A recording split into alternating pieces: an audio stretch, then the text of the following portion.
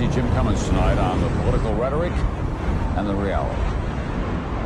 This morning in Houston, 24-year-old police officer John Gaddis was murdered while transporting 2 robbery suspects in the back of his patrol car. The 2 had been searched and were in handcuffs with their hands behind their backs. Somehow, one of the suspects managed to produce a firearm and shot the officer. At point-blank range with a .38 caliber pistol in the back of the head, Gaddis was pronounced dead at the hospital.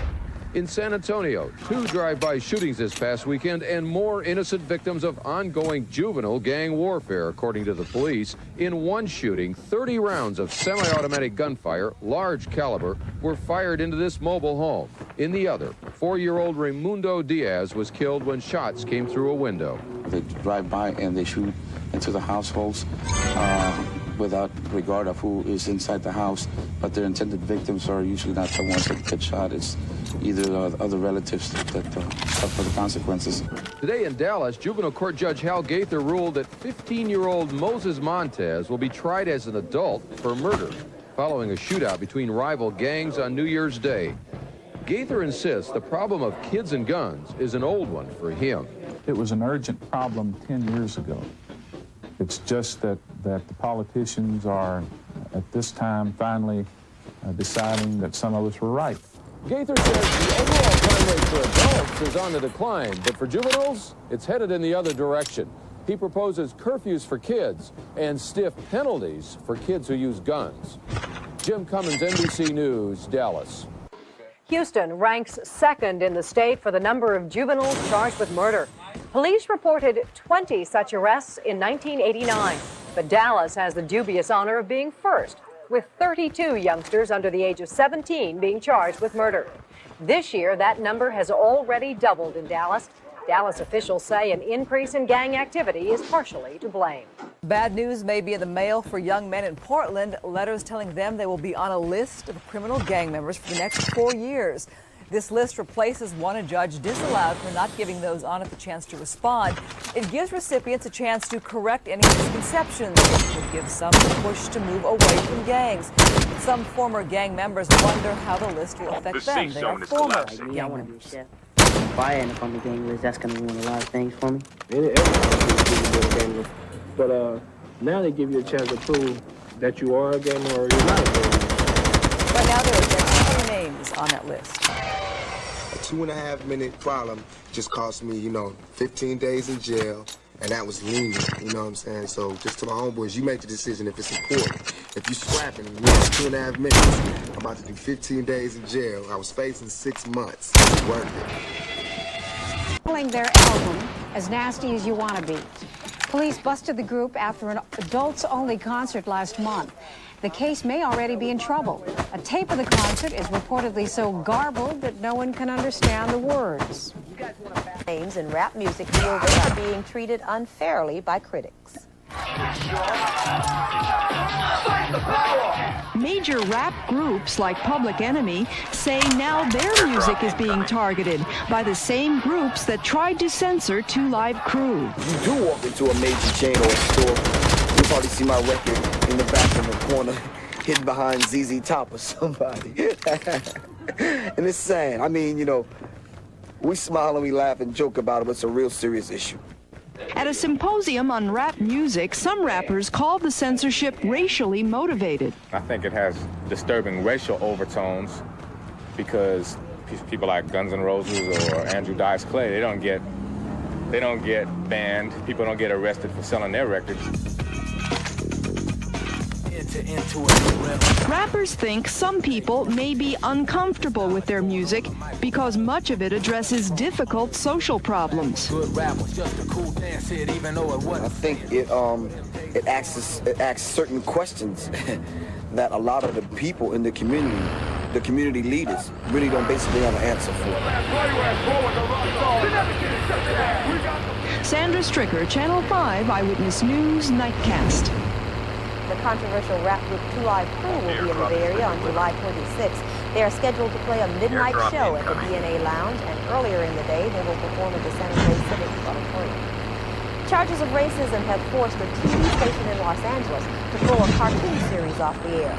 Asian and Latino groups put pressure on KCAL Channel 9 when it started running Dick Tracy cartoons from the 1960s. They say 2 characters on the series named Jiu-Jitsu and Go-Go Gomez were insulting stereotypes. KCAL says it didn't mean to offend anyone and has agreed to replace Dick Tracy with a less controversial cartoon.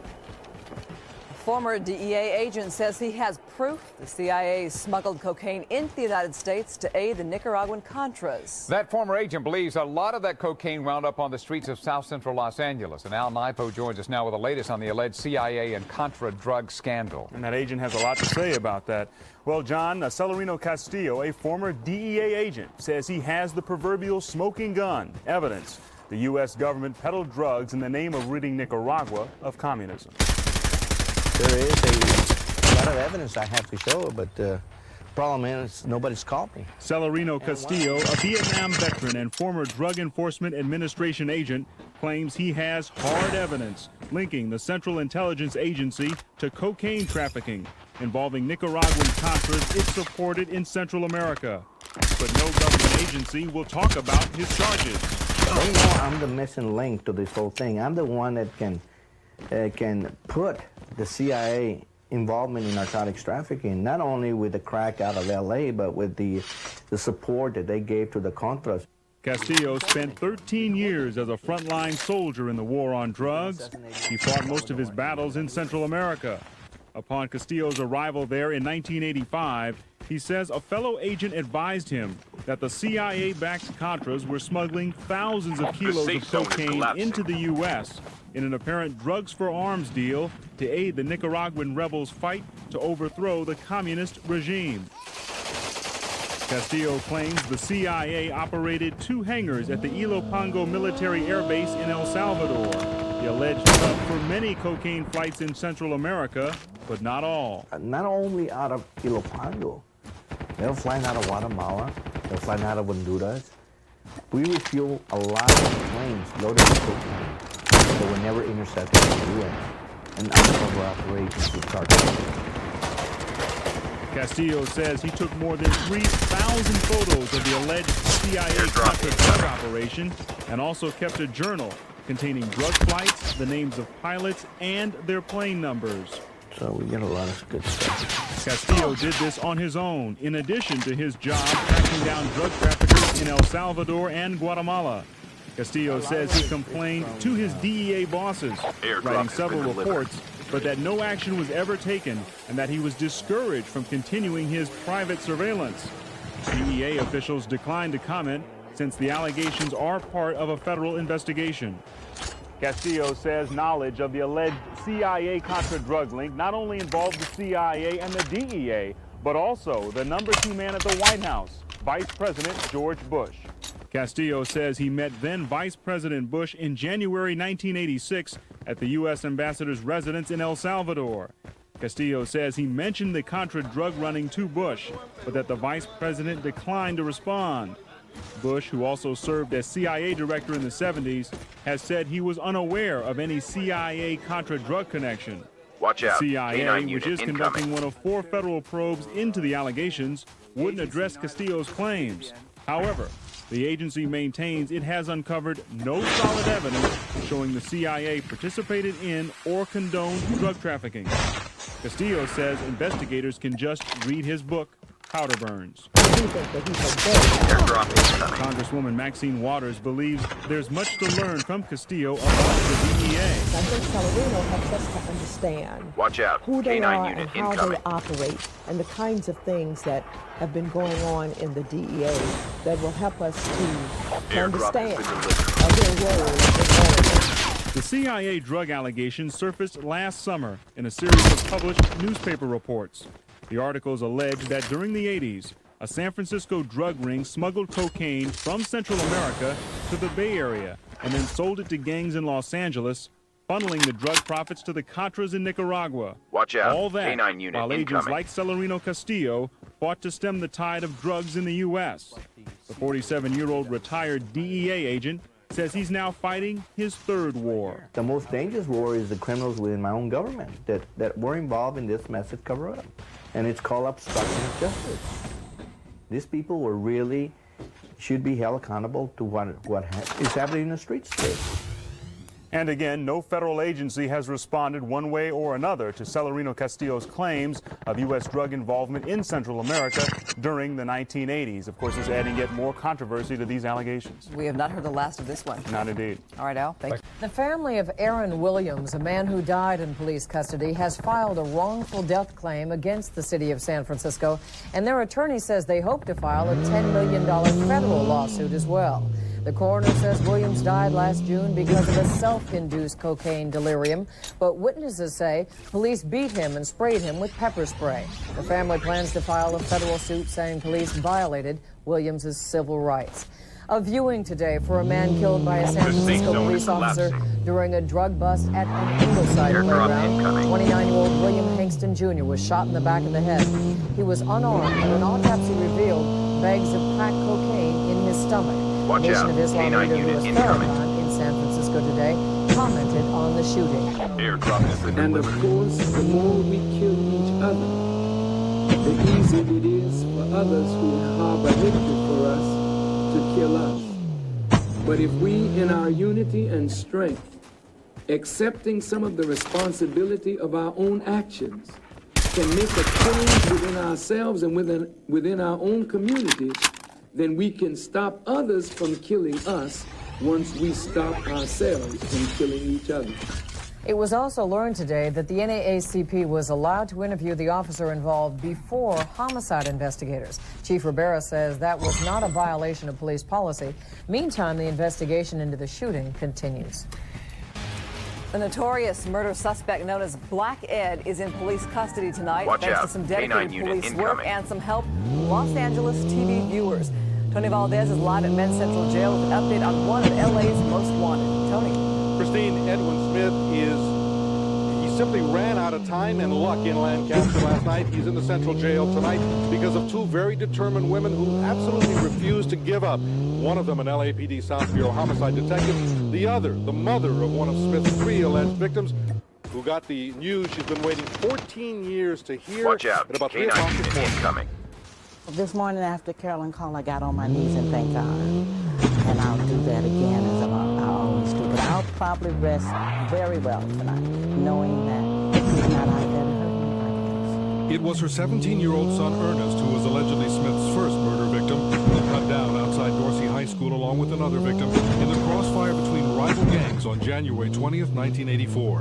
When the case went to court, witnesses suddenly became scarce and Smith was set free. It was a cold case until 1993, when LAPD Detective Carolyn Flamenco inherited the investigation. She tracked down the original witnesses and convinced them to finally do the right thing after nearly 10 years of silence. But by then, Smith had been implicated in the murder of an old friend, Ronald Miller, and he was nowhere to be found. Smith was profiled several times here on Fox News, on LA's Most Wanted. He was also seen on America's Most Wanted. And every television appearance provided some information that Detective Flamenco could use. And located him out in Lancaster with a girlfriend. We conducted about a 10-hour surveillance, and he came out of the house and we took him into custody. Smith was arraigned on murder charges this morning. He is in jail tonight on a no bail Watch out. hold. K9 unit As incoming. for Ticket Allen and Detective Flamenco, The they safe say zone is thank you to collapsing. all the Fox television viewers who helped them over the years. Reporting live from the Twin Towers, in Central Jail, I'm Tony Valdez, John Back. Rapid response teams will answer many emergency calls, so cops such as Bryant Harris can walk a beat. When we first got into this, I was surprised at how many people were actually afraid to come out of their house. Cops used to call the Inglewood neighborhood on Chicago's south side the most dangerous turf in America. 8 Watch square out. miles, 98 murders in 1991. Tell them Officer Harris was asking about him. But since a pilot community policing program began in Inglewood last spring, violent crime is down. 2 months went by without any murders. Neighbors were keeping a lookout, and people feel safe. When I first moved around here, it was kind of bad. You see a lot of gangbangs up and down the street. You don't see that no more. But critics say that to the extent community policing is working in Inglewood, for example, it's because the city of Chicago has committed the Only 2 resources to players make it left. work. Almost Money there. and manpower. Watch out. Some K9 40 new unit officers incoming. in this neighborhood alone. 2/3 of all big cities have tried community policing with mixed results. In Houston, community policing was largely abandoned when crime rates went up. I don't think there's overwhelming evidence that community policing works. But it does work in some neighborhoods. They know I'll pop up at any second. In Inglewood, community policing has made some of the most dangerous turf in America a little safer. David Boone, NBC News, Chicago. Of marijuana and a loaded gun. Shakur, who has 2 other trials coming up, is due to start serving 15 days in an LA jail next Tuesday for attacking filmmaker Alan Hughes and carrying a concealed weapon. Today at 6.